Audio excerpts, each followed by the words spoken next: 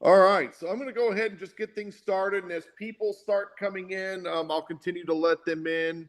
Um, the whole reason why we do this is to continue to showcase the members, but as always, we want to learn, and each one of us have certain expertise, and if we all continue to learn from each other, we're all going to grow.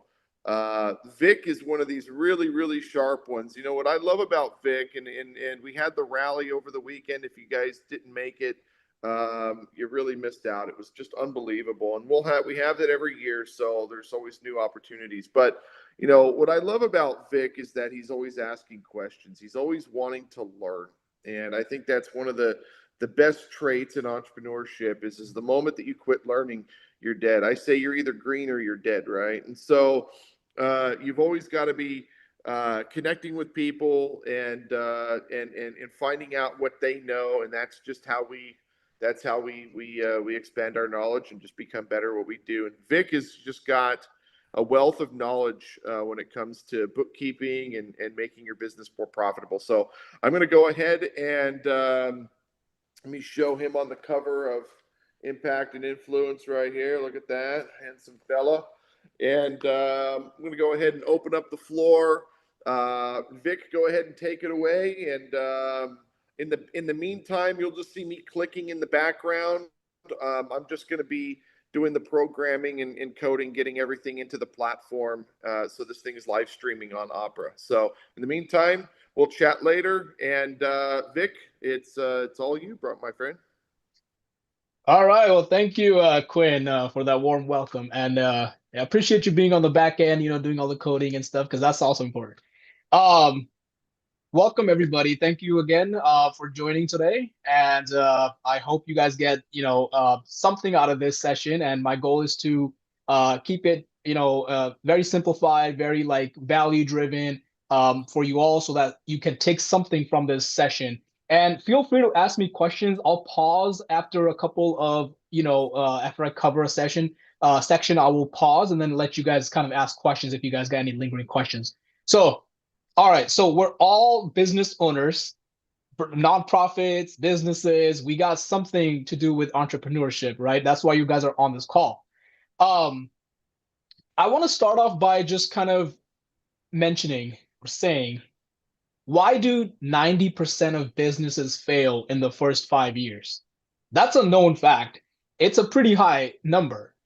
The reason is because it's not because, they suck at it. I mean, some business do, but that's not the main reason. The main reason is because they're missing one of these three pillars in their business. And these three pillars are clarity, cash flow, and control. So these are the three C's I like to say. They're like the legs of a stool. If one of them is missing, it's gonna fall over, right? So we need all three of these things to have a profitable business. Clarity. What is clarity? Clarity means knowing your numbers, right? Think of clarity as like it's organized and accurate. That's if your business is not organized and the numbers are not accurate, then we don't have clarity in our business.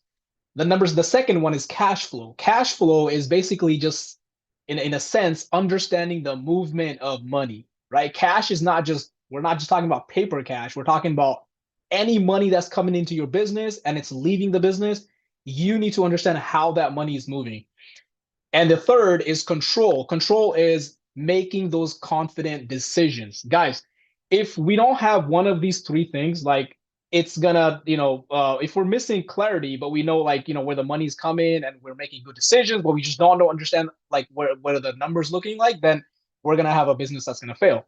If we don't have, control, meaning like, you know what the numbers are, you know where the money is going, but you're not making confident decisions, then the business is not going to succeed, right? So we need all three of these things to keep the business foundation strong. And this is a basic concept of bookkeeping. So these three things make up the foundation of what bookkeeping is for a business. Everybody wants to know how to make more money. Like, listen, that is why we're in business, right? We wanna know how can we make more money. But I think the real question should be, how do I keep more money, right? You can make, you can make all the money you want, but if you don't keep any of it, then what's the point? So you want to like learn, you want to like, control how you keep most of that money in your pocket so that you can have the cash reserves in case there's a situation, right? We've all been through those situations when, we got, we're trying to like find that cash so we can like pay these expenses, or when it comes to paying taxes, we're trying to find that cash to pay for taxes. So gotta have those cash reserves in place. And, you know, one of the things that going back to these three main pillars is that like you as a business owner, even if you have a bookkeeper or if you have a CPA, you as a business owner should always be thinking about these three things. Um, because it's your business, it's your baby. You've created this business, you've worked on it. Your CPA, your bookkeeper, they're there for support, but they're not gonna care for the business as much as you do, right? So these things have to be clear to yourself. Now, kind of going into like the main concept of this session is to provide you guys with instant value, to give you guys tips so you guys can implement them from day one, from today, so that way you have a thriving business, right? Before I go into that, like, does anybody like have any question on kind of what what we're talking about today, and anything like you guys want to just like ask right away or would like me to cover? Let me know. And does anybody have any questions out so far? Okay, John. What do you think of the Mike McCallowitz books, the Profit First books and things like that? I have all his books, and I try to subscribe to those philosophies. That's awesome. Thank you for mentioning that. Um, cool. All right. So what I'll start off with 5 instant tips that you guys can implement right away. And if you're already not doing so, right? These 5 will give you these 3 pillars. So the whole theme of this is going to be the three pillars: the clarity, the cash flow, and the control. So some tips that let me start off by saying that the simplest fix that you can do, the simplest tip that I can give you guys, if you're not already doing so: keep your business transactions separate from your personal transactions. Guys, it's so easy to mix those two things up. It's easy to just have, hey, it's like sometimes like I'm actually, I've done this too. I've learned from my own mistakes, and I've seen my clients do the same thing. Sometimes it's just easy to say, oh, I'm just gonna Venmo you this money, right? And without realizing that your Venmo is actually your personal Venmo, right? And you're making a business transaction. What does that do? Well, in the moment, it does nothing. I mean, you're paying the person, but later on, when you are having to, separate and do your taxes, that's when it becomes a problem, right? So keeping those separate from the beginning, from day one, is highly, highly crucial. Um, Use one card for business expenses. It keeps it super simple. Like, just have one card that you're gonna be paying your business expenses from, and that keeps it separate, right? You don't have that commingling happening. So that's kind of the first thing that a lot of businesses will tend to, even my clients, like, they've done this in the past. So the next thing after that is gonna be, do a 10-minute weekly month money check. So not month, weekly. So do it 10 minute, take out 10 minutes every week and just check your money. Like, see, okay, where is it standing? What is my cash reserve look like? What is my expenses look like? Small things can come up, and if you ignore these small things for too long, then it's gonna come back, right? It's like having a doctor saying like, hey, you should watch your sugar level, or you watch your cholesterol levels, right? And then we tend to like just do little habits, it becomes big, and all of a sudden now you have, a heart problem, right? Heart disease or diabetes or something, right? Something comes up. It's the same thing with your business. Like there's gonna be small things that come up. If you're not watching for these things, they're gonna just they're gonna they're gonna come in and sneak in and basically just take over like a disease. And you don't want that happening. Um, Watch for silent expense leaks. What are these? These are your subscriptions, right? Your small recurring charges that you're not even aware of. Like you're not like, whoa, what's going on, right? Like these are like small things. I call these leaks because it's kind of like you're in a boat, right? Your boat is your business, and you get these small leaks. It's gonna eventually fill up and it's gonna drown, right? So these small leaks, you should be watching out for these. Plugging leaks is often faster than making more sales. I'm gonna say that again. Plugging the leaks is faster than making more sales. So again, we're talking about how do we keep more money into the business, right? You can make, bringing more sales, yes, definitely gonna bring more money, more revenue. But if we have leaks, these are just leaking out, right? So watch out for those. Think of them and see what is actually beneficial, what is actually helping me, and what is actually there as a leak, and I'm not even aware of it. um any questions so far on that, guys? Dude, Cool. this is gold, man. Like I didn't realize how like much information you were going to be pouring into this thing. And I know Frank is sitting here going, "Sequin, I told you, I told you, I told you." But no, seriously, this is just really good stuff. Keep going, man. Just No, wow, mind blown. I did have a quick question. Go ahead, for sure. Yeah. Could you give us like an example of a typical week that you see with businesses, like, regardless of industry, like something that we would just kind of overlook?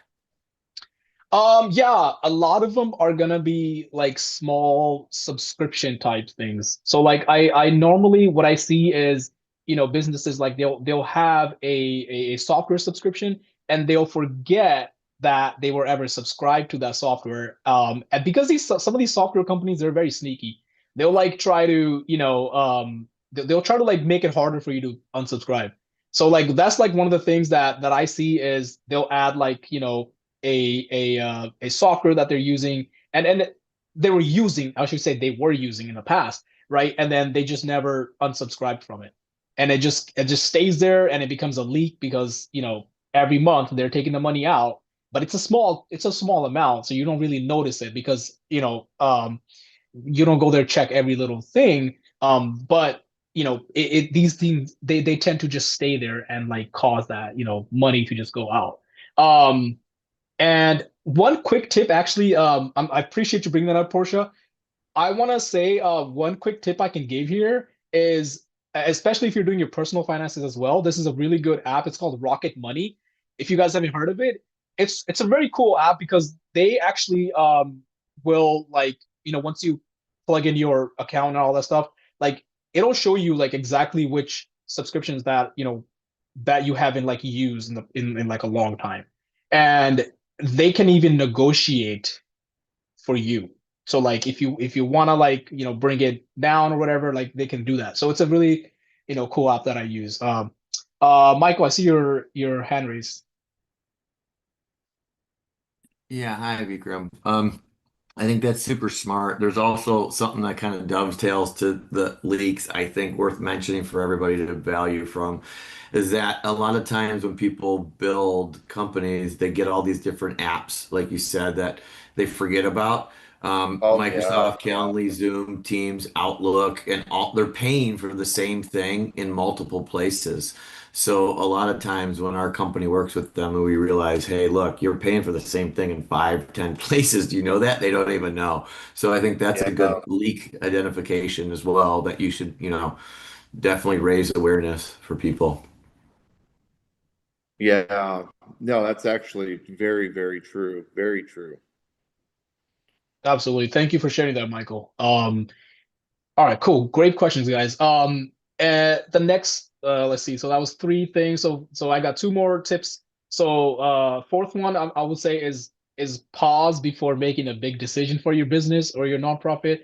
Ask yourself, do I know my numbers well enough to justify this, right?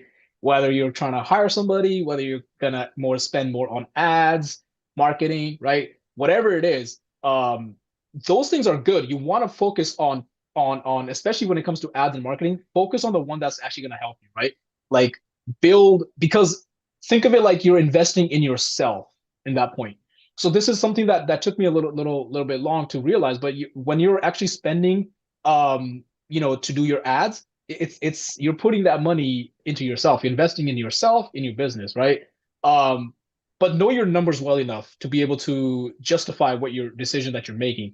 Good decisions come from clarity, not pressure or emotion. Okay. So those things, yes, like you've got to have the clarity in mind. Like, okay, is this actually going to be helpful to me? Am I actually going to be using this? Right. One of the things that I've noticed with especially like, some of my clients when I first onboarded them is that they were actually, when it comes to like getting any type of, expense or like, for their for advertising, um, they were spending that, but they weren't realizing if it's actually going to help them. Or it's like buying a gym membership, right?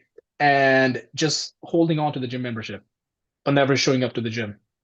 So like it's good, right? But you have to like really use it. So I think the same thing goes with marketing and advertising is like, even if you're spending the money, it's something that you have to use, right? Otherwise, it's not going to work. So that's a very thing that, making a big decision, you got to be able to clarify that. And then here's something. Here's another one. Automate your bookkeeping tasks. So we're in the era of artificial intelligence. Um, there's so many ways that we can automate now, and I have my own workflows that I use. It cuts me down. Let's say, like, let's see, it used to be, every week I would spend about 5 to 10 hours, on my own personal books, and I've developed these workflows that cut that down to probably like 5 to 10 minutes. So it's crazy the amount that you can actually save each week.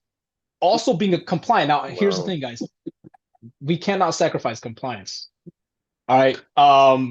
And don't just rely on the artificial intelligence to just do everything, right? Because at the end of the day, you have to understand that there's compliance. So this is what I do with my clients. I am like there for the compliance, and I automate a lot of these tasks for them. And if you guys are more, interested in like kind of my workflows and like what I do, just shoot me a message, reach out to me. I would love to, help you guys out and share some of those things with y'all. But yeah, so you use artificial intelligence to automate your workflows. Um, I can't stress that enough. Okay, so now going back to the premise again, clarity, cash flow, control. If you guys currently have a bookkeeper or a CPA, or if you're doing your own books, ask 3 questions. Okay, ask your bookkeeper or CPA these 3 questions, or yourself. Number one, what's driving my profit right now? What is that? What is the highest? You should be able to look at your numbers and say, my highest margin service or product is blank, right? You should be able to answer that question very quickly. What is my highest margin product? You should also be able to look at, this category is reducing my profits. I should be able to pinpoint that category in your business. That category could be anything, right? But you should be able to look it up and pinpoint that category right there is actually screwing up my profits. If if your bookkeeper CPA cannot answer that clearly, then there's that missing piece of making powerful decisions, right? So remember, control is one of our pillars, right? If we don't have confidence decisions, then we don't have that pillar. So If we can't answer these questions clearly, then we're missing that control, right? That's the first question. The second question is, where is my cash going that I'm not paying attention to? Again, here, if we're dealing with your personal finances, you can download there's a whole bunch of apps out there. I recommend Rocket Money. I've used that for several years. But if you guys have your, own, like, use that, because you'll know where that money is going. It's just keeping track on your app. And, or if you have a bookkeeper, CPA, just ask them, hey, where is my cash going that, like, I'm not paying attention to? Like, can you tell me that? Right. And the third question is, based on my numbers, what should I do next? Right? Am I in a good position right now to hire somebody, or should I hold off? Maybe I need to improve my service before scaling my business. Because scaling happens, like, very much if your service isn't, like, top notch, then scaling doesn't matter, right? Scaling shouldn't be happening. Scaling should only be happening when you know for a fact that your customer service, your service is excellent, right? Then you should scale that. Because if you're not getting that good feedback, then scaling it would be like spreading a virus. Like, it's gonna be like, Virus. Yeah. so focus on that and answer that question. Your numbers should be able to help you answer that question. All right, guys. So those are the three questions that I would ask. Go ahead and ask, your CPA or yourself, if you're doing your own books, if you can answer these questions. Any questions on the questions? No, this is just extremely valuable stuff. Mike has a question. Mike Amico. Yeah, so it was actually on one of the earlier comments about the cash and using the multiple cards. Do you want me to hold that till later? Because it's not on those four that you just mentioned right now. Is that No, go ahead, ask your question. okay? Okay. Yeah. So you had mentioned about the the using separate cards or tracking that. A lot of times I grab the wrong card and then I have to submit it in, and then I have to say, yeah, David's nodding too. Yeah, so I submitted in. The bookkeeper's like, "What was this?" And oh, this was a personal, but it's actually business. Yeah, I was on the wrong card. So I take a picture of it, send that into, and that's a pain in the neck, right? So I mean, is there? You got another suggestion on around that? Like, how do we keep track of that? I don't know if there's another way to explain that, what I'm saying, but it just happens because maybe that card's not in the wallet at the time, or it didn't work on the phone when I went to do the swipe thing. I grabbed the wrong one in the digital wallet. Like, oh, dude, is there? I don't know. Just sharing that with you. If there's a better way, let me know. No, Michael, it's a great question, man. Like, I wish I can, like, would just wave a wand or something and be Yeah, like, yo, just separate everything. But it's not, yeah, in reality, it's not like that. We have to be mindful, of, like, one of my clients actually has they have their, like, their Venmo connected to their business account. So every time yeah, they use the Venmo, like, it's always going to be business.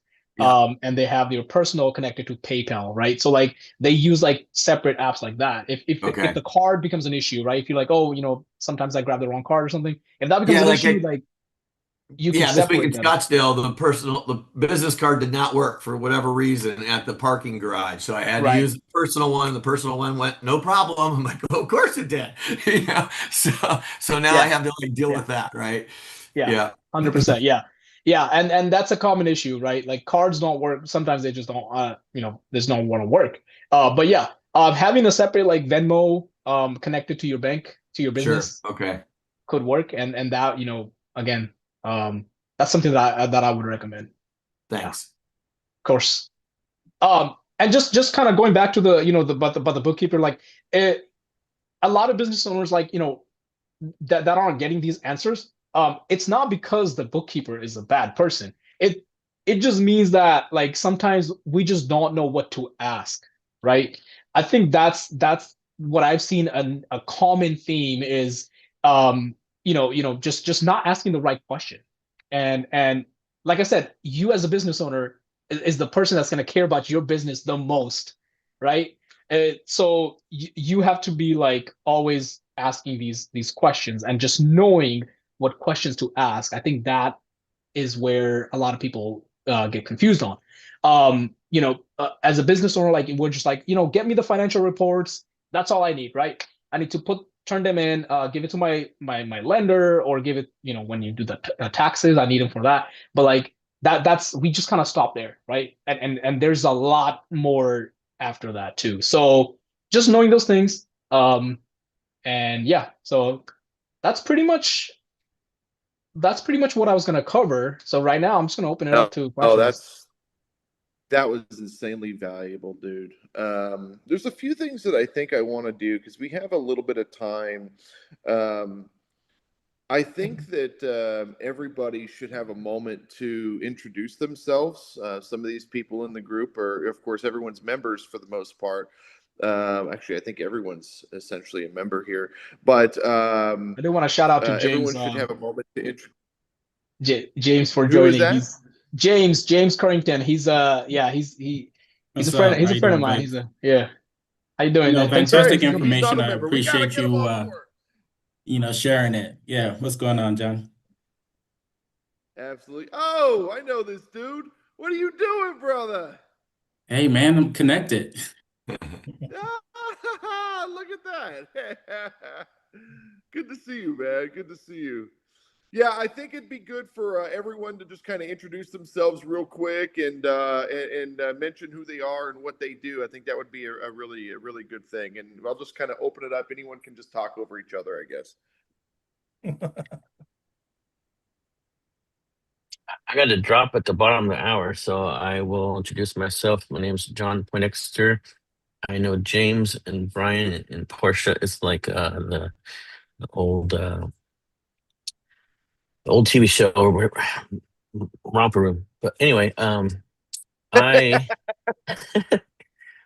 I am the founder of Growth Toolbox. We help companies become the answer in AI, whether you're looking for a plumber in South Dakota or an awesome podcaster in El Dorado Hills. I could help you become the definitive answer in AI.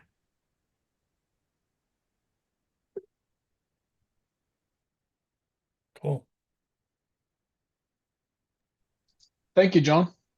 Hey everybody, I'm Brian Bearden.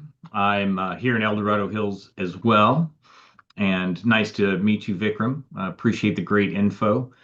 I did have one question for you after I'm done introducing myself. I'm a life insurance agent and a financial planner in the area, specializing in retirement income, estate planning, and business continuity plans.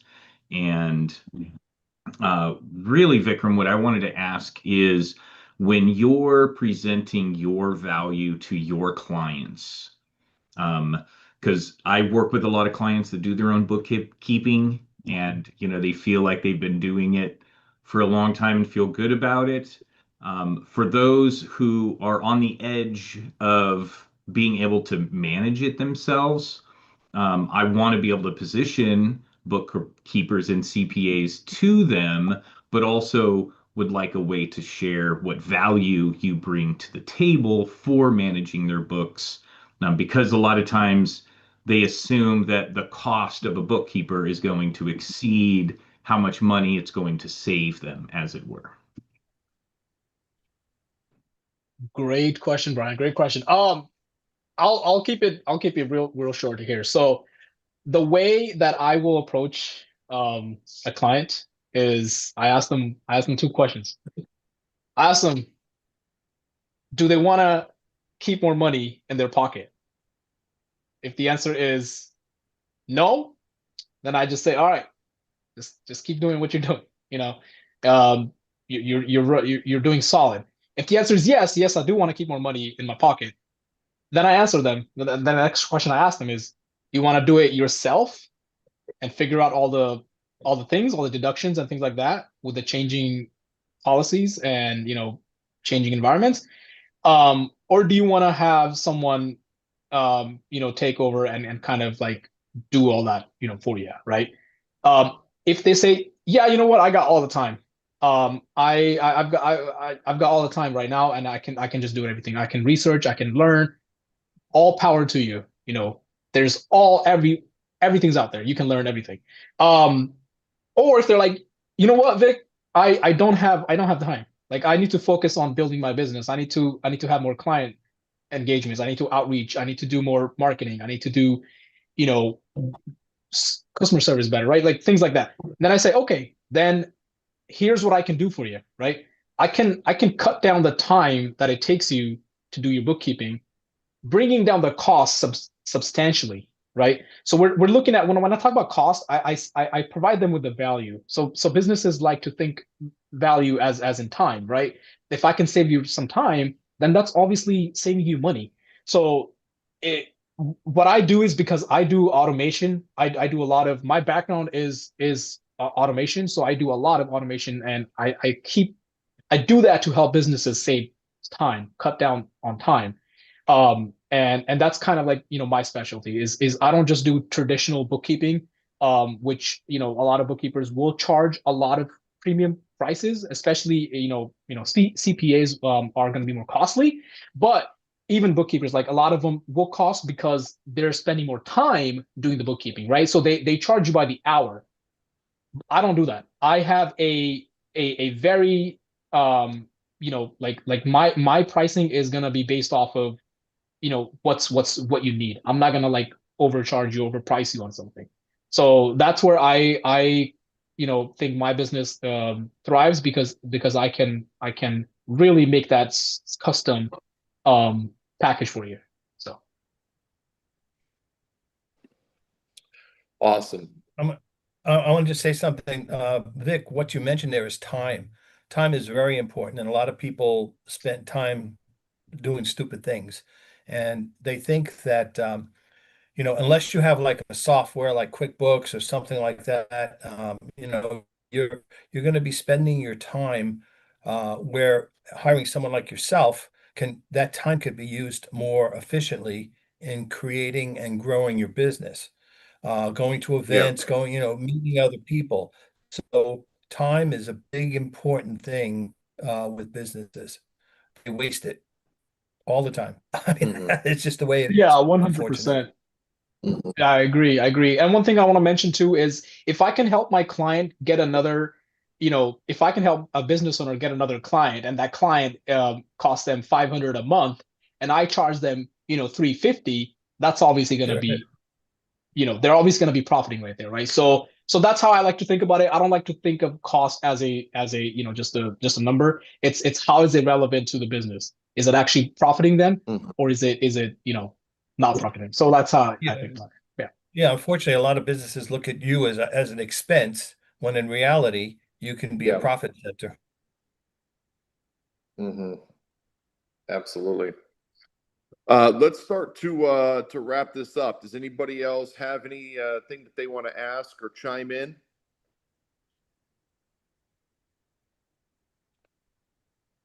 Uh, Michael?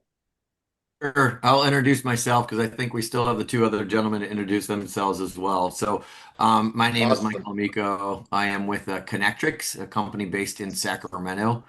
We help companies connect, automate, and scale their systems. So, we go in and look at both the human and the software component of their business, and we help the infrastructure and help them grow. So, happy to be here. Thank you for hosting, and it's very valuable information, Vikram. Thanks. And Mike is going to be doing the next masterclass. He's going to be talking to us about systems and how to make our business more efficient. I'm really looking forward to that. Thanks. Cool.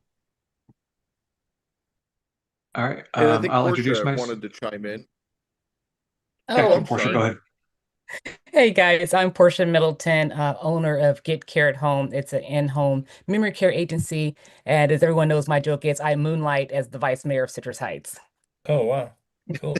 And Soon to be then mayor, right? David Wallsberg.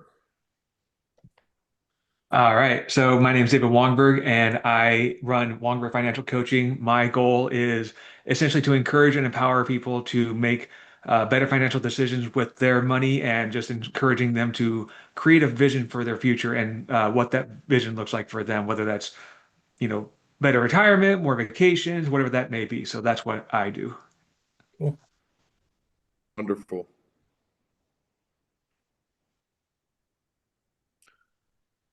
Anybody else want to introduce themselves before we start to wind it down? James? Well, I'm just gonna say thanks, Vic, for giving us great information. I'm gonna skip the introduction. There's a compliance issue with that. So, but I do want to say it's nice to meet you all. Portia, I'm in your neck of the woods, so one of your constituents.